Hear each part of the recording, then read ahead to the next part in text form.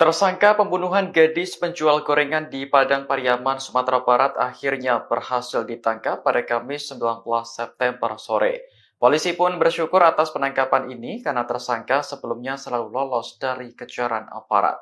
Kapolres Padang Pariaman AKBP Ahmad Faisal Amir menyinggung peran masyarakat yang ikut membantu proses penangkapan. Ia menjelaskan tersangka IS ditangkap saat bersembunyi di sebuah loteng rumah di daerah Kayu Taman. Rumah itu sebelumnya dicurigai oleh warga karena terkunci dari dalam, padahal tidak berpenghuni. Berbagai laporan dari warga, polisi pun mendatangi rumah tersebut dan melakukan penangkapan.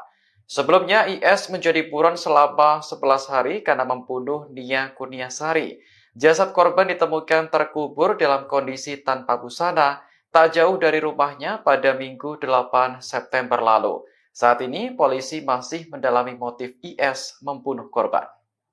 Apakah betul pelaku tertangkap, Komandan?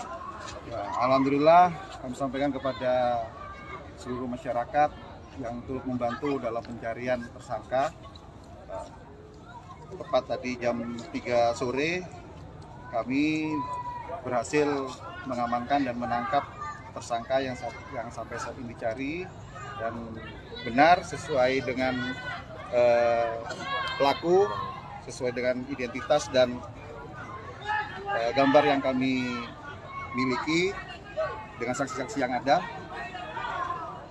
Download Tribun X sekarang, menghadirkan lokal menjadi Indonesia.